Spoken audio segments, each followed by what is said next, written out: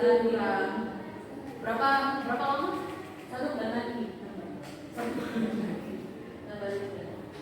Dan sebelum kita mulai belajar ini, kita membuat doa terlebih dahulu. Ayo dipimpin ketua kelasnya. Ayo guys. Baik teman-teman, sebelum kita memulai pelajaran pada pagi hari ini, alangkah baiknya kita berdoa terlebih dahulu. Berdoa dimulai.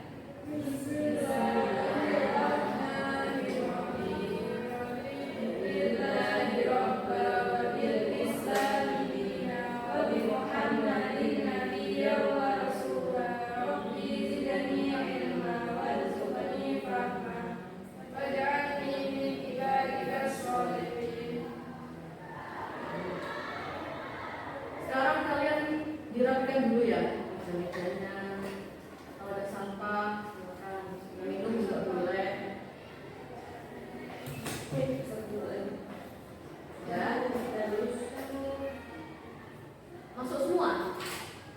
Ada yang nggak masuk? Masuk 1. Siapa nak? 5 nggak masuk. Kenapa? Nggak tahu. Ada keperluan di sini. Keluarga. Ya. Yang lain masuk? Masuk. Oke. Sebelum kita mulai pembelajaran, mari kita membaca surat Al-Waqiah terlebih dahulu ya. Ayo dibuka suratnya ayat 1 sampai 5 aja. Bismillahirrahmanirrahim. Idza waqa'atil waqi'ah laisa liwaqa'atiha kadhibah khafidatur rafi'ah idza rujjatil ardu rajja wa bussatil jibalu bassa sadaqallahul adzim. Oke. Kalian kan kelas Axel ya. Sekarang udah semester 3 berarti ya. Ya. Terus sekarang udah memasuki babnya kelas 11 ya. Apa ini? Kita akan mempelajari apa? Fikih dan pertimbangan. Nah, sebelumnya itu Ibu akan membacakan tujuan pembelajarannya. Ada 4. Yang pertama, menghayati kesempurnaan ajaran Islam melalui aturan fikih yang komprehensif. Yang kedua, mengamalkan sikap penuh dan tanggung jawab dalam kehidupan sehari-hari. Yang ketiga, menganalisis konsep fikih dan sejarah perkembangannya. Lalu yang keempat, mengomunikasikan hasil analisis konsep fikih dan sejarah perkembangannya. Sekarang dibuka bukunya bab 1.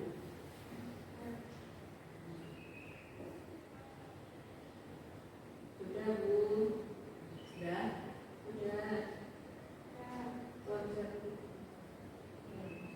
Nah, di dalam syariat Islam itu terdapat 3 bagian yang saling berkesinambungan. Apa aja? Yang pertama, ada apa? Ilmu tauhid. Ilmu tauhid itu apa? Ilmu ketuhanan. Ilmu yang mempelajari zat-zat dan sifat-sifatnya Allah. Nah, yang kedua ini ilmu apa? Ilmu akhlak. Nah, sebelum mempelajari ilmu, kita harus mempelajari ilmu apa dulu? Akhlak. Lalu yang ketiga apa? Ilmu fikih. Baru ilmu fikih. Nah, peraturan yang mengatur hubungan manusia dengan Tuhannya seperti apa aja? Ya, singkat ada. Oh, bagian jadi 4 ya. Dia yang pertama, dia itu apa aja? Puasa, zakat, haji. Ya, betul. Terus yang amalah, transaksi kayak apa? Jual beli. Ya, jual beli. Ya, betul. Ya. Terus yang ketiga, menakahan. Membahas apa? Hukum tentang pernikahan. Dan apa?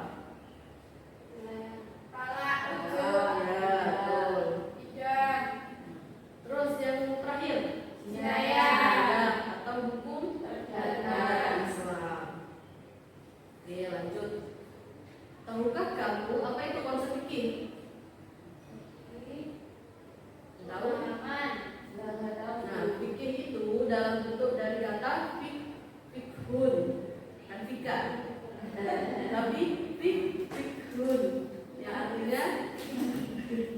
Fahmun alikun, pemahaman yang dalam. Dia menghendaki pengarahan potensi akal. Nah, secara istilah ilmu fikih ini adalah salah satu bidang keilmuan dalam syariat Islam yang secara khusus membahas persoalan hukum atau aturan yang terkait dengan berbagai aspek kehidupan manusia, baik menyangkut individu, masyarakat, maupun hubungan manusia dengan sekitarnya. Nah, di sini juga terdapat ada ruang hukum fikih. Hampir sama kayak yang tadi ya, ruang hukum fikihnya. Yang pertama ada hukum yang berkaitan dengan hubungan manusia dengan Khaliqnya, dengan penciptanya. Itu apa aja tadi?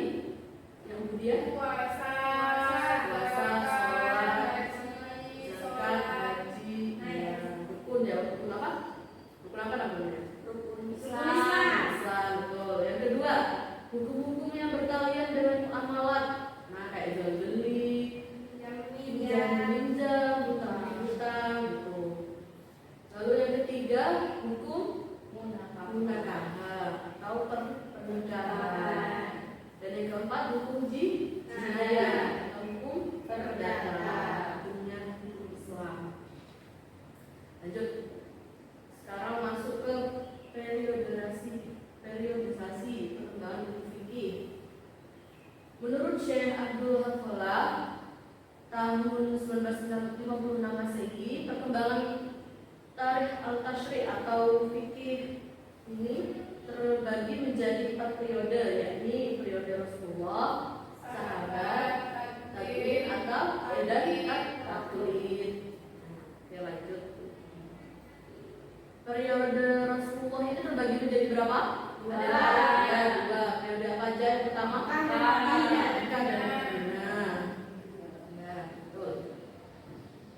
Periode Mekah, selama Rasulullah menetap dan berkedudukan di Mekah itu selama berapa tahun? 12 tahun. 12 tahun dan beberapa bulan sejak beliau diangkat menjadi Nabi Sallallahu Alaihi Wasallam. Beliau berhijrah ke Madinah. Nah, pada masa ini belum banyak hal-hal yang dorong Rasulullah untuk mengadakan hukum atau undang-undang, karena itu tidak ada ayat hukum, belum ada waktu zaman di Mekah. Di dalam surat Makkiyah seperti surat Yunus, Ar-Ra'd, Yasin dan sebagainya. Kebanyakan ayat-ayat Makkiyah berisikan hal-hal yang orientasinya tentang akidah. Kan sebelumnya yang tadi itu sebelum ilmu tauhid, ilmu akidah. Ya, masuk akidahnya dulu yang diturunkan. Akidah, akhlak dan sejarah. Lalu lanjut periode Madinah. Nah, periode kedua dalam periode Nabi ini ialah periode Madinah. Selama berapa tahun? 10 tahun. Ya, 10 tahun sampai beliau wafat. Dalam masa inilah umat Islam berkembang pesat dan pengikutnya terus-menerus bertambah. Rasulullah SAW mulai membentuk suatu masyarakat Islam yang berkedaulatan. Karena itu timbullah keperluan untuk membentuk syariat dan peraturan-peraturan bagi masyarakat guna mengatur hubungan antar anggota masyarakat satu dengan lainnya. Jadi di masa ini ayat-ayat hukum sudah diturunkan. Oh, baru yang adanya dia. Ya. Nah, sekarang Ibu beri tugas ya. Ibu bagi kelompok ini. Di sini berapa ya? Tinggal 3, berarti dibagi 3 kelompok. Ya, siap. Oke, sekarang kalian bagi sendiri apa ibu yang bagiin? Bagi sendiri. Ibu yang bagiin. Bagi sendiri. Ayo, yang bagi sendiri ada takut. Ya, bagi sendiri. Tidak ya? Berarti dua suara. Oh ya, berarti ya. Ya, oke. Jadi peraturannya yang pertama mempresentasikan hasil diskusi kelompok dari materi yang telah dibagikan. Yang kedua, kelompok lain menyampaikan perdataannya atau argumennya. Oke. Bisa juga sih Al-Quran, hadis, ijma, qiyas. Iya. Nah, terima kasih. Contoh nang ijma ini. Iya, hadis qiyas. hukum syariat. Rujukan hukum Nah itu tiga yang pegangan menafsirkan dan menjelaskan nas-nasnya. dari tasyrik Islam. Nah itu zaman progres Terima dia. kasih. Udah siap? Siap. Udah, oke. Ayo, kelompok 1. Maju duluan deh.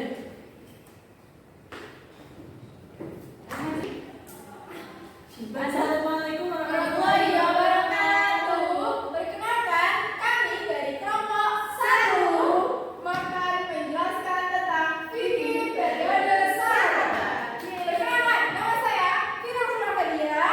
Saya Biolika Fikra. Saya Izan Fiona Fiansyah. Oke, akan menjelaskan tentang fikih periode sahabat. Yang pertama, yang pertama yakni periode kedua. Nah, oh iya. Nah, periode sahabat ini adalah periode kedua. Nah, ini berkembang pada masa wafatnya Nabi Muhammad Shallallahu Alaihi Wasallam. Allahumma sholli wa sallim alaihi. Dan berakhir sejak Muawiyah bin Abi Sufyan menjabat sebagai khalifah pada tahun 41 Hijriah. Nah, pada periode ini hiduplah sahabat-sahabat Nabi termuka yang mengibarkan bendera dakwah Islam. Pada periode ini juga wilayah Islam sudah semakin meluas yang mengakibatkan adanya masalah-masalah baru yang timbul. Oleh karena itu, tidaklah mengherankan apabila pada periode sahabat ini pada bidang hukum ditandai dengan penafsiran para sahabat dan ijtihadnya dalam kasus-kasus yang tidak ada nasnya. Nah, di samping itu juga terjadi hal-hal yang tidak menguntungkan, yaitu perpecahan masyarakat Islam yang bertentangan secara tajam. Di periode sahabat ini, kaum muslimin telah memiliki rujukan hukum syariat yang sempurna berupa 1 Al-Quran, 2 hadis, 3 ijma, 4 qiyas. Ada istiadat dan peraturan-peraturan bagi daerah yang bernaungan di bawah Islam tak luput ikut memperkaya aturan-aturan yang berlaku. Dapat ditegaskan bahwa zaman Khulafaur Rasyidin lengkaplah dalil-dalil tasyrik Islam. Sahabat-sahabat besar dalam periode ini menafsirkan nas-nas hukum dari Al-Quran maupun hadis yang kemudian menjadi pegangan untuk menafsirkan dan menjelaskan nas-nas. Selain itu, para sahabat memberi fatwa-fatwa dalam berbagai masalah terhadap kejadian-kejadian yang tidak ada nas yang jelas mengenai masalah tersebut, yang kemudian menjadi dasar ijtihad. Nah, dalam hal ini tidaklah menyalahi jika apa yang dilakukan oleh para sahabat juga bisa dijadikan pegangan oleh para tabi'in.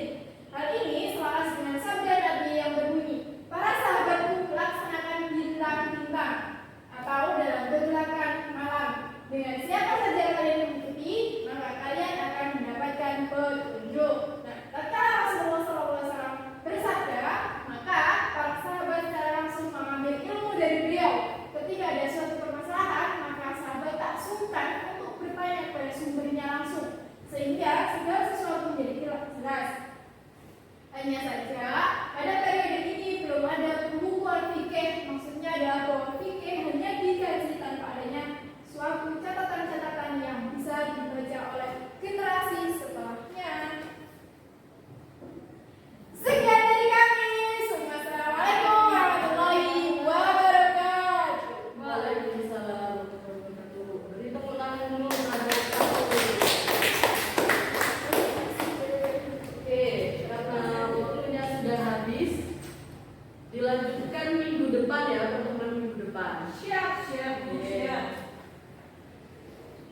Terima kasih kepada kelompok 1. Jadi ada yang bisa menyimpulkan apa maksud dari periode sahabat tadi? Periode sahabat periode kedua itu periodenya Khulafaur Rasyidin itu sudah ada sebelumnya kayak Al-Quran, hadis, ijma, qiyas. Ya, Jadi terus kemudian ada juga hadisnya, jadi yang melengkapi itu peraturan itu apa kayak menunjang dululah, menunjang dulu itu saja dari saya. Oke, bagus.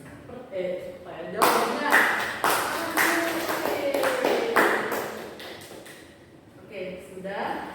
Di sini ada yang mau ditanyakan? Ada. Tidak ada, Bu. Tidak ada? Tidak ada. Oke ya, sudah cukup ya berarti ya. Sudah.